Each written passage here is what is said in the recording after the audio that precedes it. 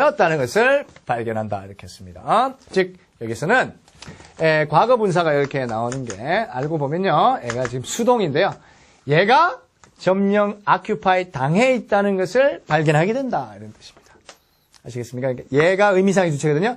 them이 occupy를 당한다. 이렇게 수동이 되는 거예요. 아시겠죠? 자, 물론 여기서 상대적으로 나올 수 있는 말은 뭐 occupying이라든가 또는 to occupy라든가 이런 것들을 한번 생각해 볼 수 있는데요. 자, 어디까지나 얘가 의미상의 주체라면 점령되는 occupy 된다. 수동이 맞기 때문에 점령을 한다라든가 뭐 to occupy도 점령하는 거죠. 이런 것은 지금 능동이잖아요. 이건 올 수가 없어요. 이거는 능동 수동의 문제 중에서 목적격 보호 자리에 나오는 능동 수동의 문제입니다. 어느 때건 간에 능동 수동의 가장 핵심 포인트는 의미상의 주체를 파악하는 겁니다. 의미상의 주체. 자, 이 경우는 문장 구조를 해석해 보면 너는 발견한다. 얘들이 이렇다는 걸 발견하거든. 얘들이 이렇다는 거지. 네가 점령하거나 뭐 이런 말 아니에요. 그것들이 너의 생각들이 occupy 당하죠. 그래서 수동이라는 겁니다. 아시겠습니까? 네, 목적격 보호는 목적어가 의미상의 주체가 되어서 능동수동을 판별하게 됩니다. 그렇게 해서 3번이 답이 되었어요.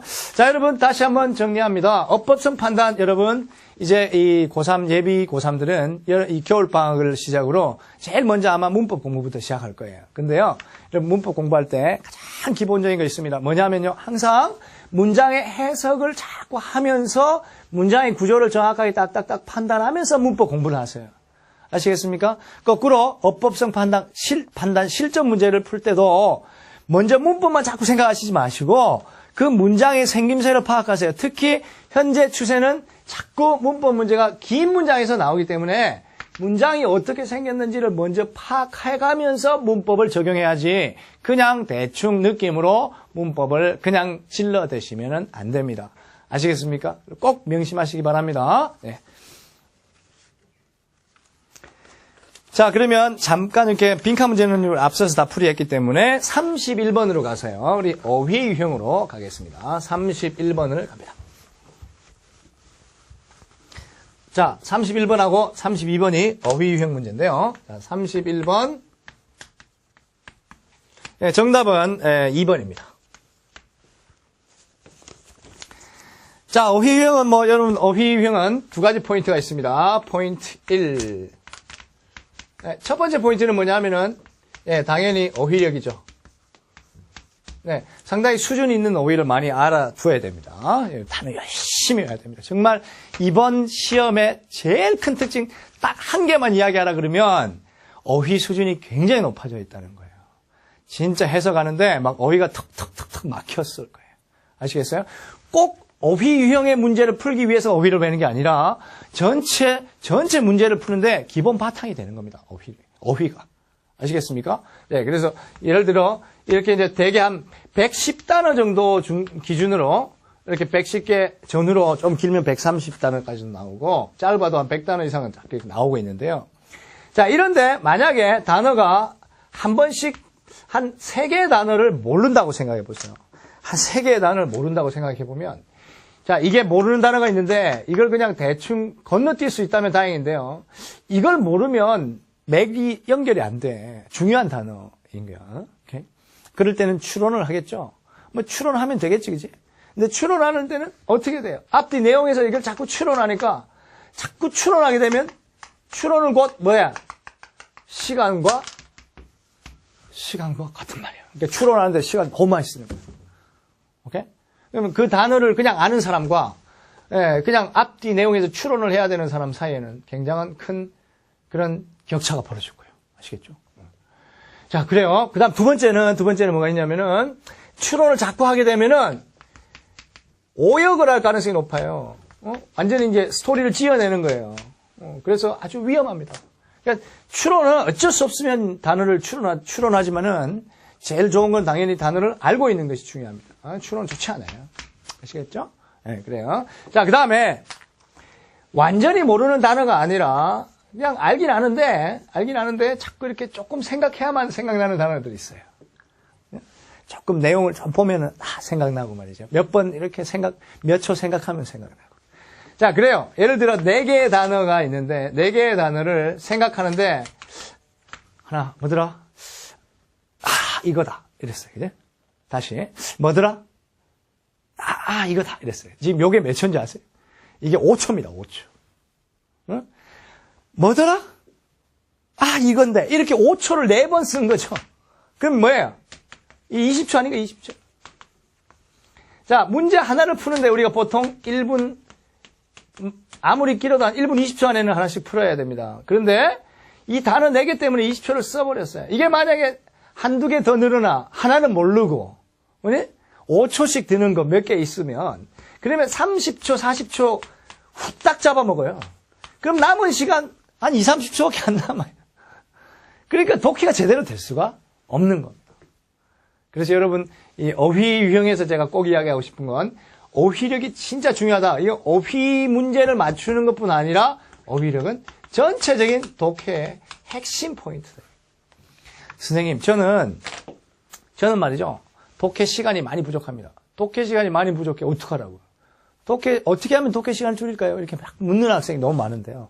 여러분, 독해 시간을 줄이고 싶으면 내가 왜 독해 시간이 길어지는지를 알아야 돼요. 내가 왜 이 글을 읽는데 오래 시간이 걸리나 이걸 알아야 됩니다. 그 제일 문제 중에 제일 중심 문제가 뭐냐면 어휘력이 부족하니까 자꾸 내용을 지어내고 상상하고 자꾸 추측하고 이렇게 하는 거예요. 그러다가 길 잘못 들었다가 막 이야기 막 꼬이고 그게 제일 포인트예요. 그러니까 여러분 이제 새로 고3 올라가는 우리 예비 고3 학생들을 정말 마음속 깊이 다짐하십시오. 문법 기본 열심히 닦는 거, 문장 구조 보는 거 첫 번째. 두 번째, 어휘력. 어휘력은 반드시 여러분이 그냥 죽었다 깨어나도 나는 절대로 모르는 단어가 시험에 나오지 않도록 열심히 단어 외우겠다 이런 굳은 결심을 하시면 여러분은 독해 시간에 대해서 아주 큰 자신감을 얻게 될 거예요. 아시겠죠? 자, 그러면 31번을 한번 보시면은, 일단 기본적으로 어휘력이 첫 번째 포인트고, 두 번째 포인트는 내용의 문맥을 잡는 것입니다. 자, 문맥을 잡는 거니까요. 결국은 일반적인 독해랑 마찬가지인데, 그 독해를 해가는 과정에서 어휘력을 같이 테스트한다, 이런 말입니다. 자, 31번의 A에서 보시면 attain은 획득하다는 말이고 avoid는 피하다는 말인데요. 자, 첫 번째 줄 한번 읽어보겠습니다. Contrary to what we usually believe, 우리가 일반적으로 믿는 거와 반대로 the best moments in our lives, 우리 삶의 최고의 순간들은 are not the passive, receptive, relaxing times, 아주 수동적이거나 수용적이거나 relaxing, 아주 느슨하게 이렇게 편안하게 하는 그런 시간에 있는 것이, 그런 시간들이 아니다라고 했습니다. Although such experiences, 자, 그러한 경험들, 즉, 우리 인생의 최고의 순간들이겠죠, 그죠? The best moments in our lives, okay? 자, 그런 such experiences, 그런 경험들이 can also be enjoyable, 아주 기쁠 수가 있다, if we have worked hard to attain them, 우리가 그것들을 그 최고의 순간들을 획득하기 위해서 열심히 노력해 왔다면 참 즐거울 수 있다는 것이죠. 즐거울 수 있지만은 그러나 그게 그렇다고 해서 아주 그냥 느슨하게 그냥 뭐 오는 대로 받아들이고 그냥 빈둥빈둥하고 이런 순간은 아니다는 거예요. 자, 그러면서 이제 이어지는 겁니다. The best moments usually occur when a person's body or mind is stretched to its limits. 오케이? 자, 그래요. 우리 최고의 순간은 언제 오는가? 우리의 몸이나 어떤 mind, 마음이, 정신이 is stretched. 쭉 펴지는 겁니다. To its limits. 그것의 최한계 지점까지. 최대한 머리를 쓰고, 몸도 최대한 느려서 쓰고, 이렇게 할 때. 그죠? Okay, in a voluntary effort to accomplish something difficult and worthwhile. 네, 어떤 아주 어렵고, 그리고 가치가 있는 그런 것을 획득하기 위해서 몸과 마음을 최대한 쭉 뻗어서 쓸 때. 그냥 편안하게 receptive, relaxing, 그리고 뭐 passive, 수동적으로 뭐 이렇게 하고 있으면 오는 게 아니라 내가 어떤 걸 획득하려고 쫙 노력을 할 때 그때 오는 것이다. 자, 그래요. 그래서 B번에 보시면 optimal, 네, optimal이 최고의, 최적의 이런 뜻이니까요. 네, 최적의 경험은 네, optimal experience is the something that we make happen. 우리가 일어나도록 만드는 something이지. 가만히 있으니까 진가 일어나는 일이 아니라 뭔가 일어나는 일, 일어나는 일이 아니라 우리가 make happen, 일어나도록 만드는 것이다. 오케이?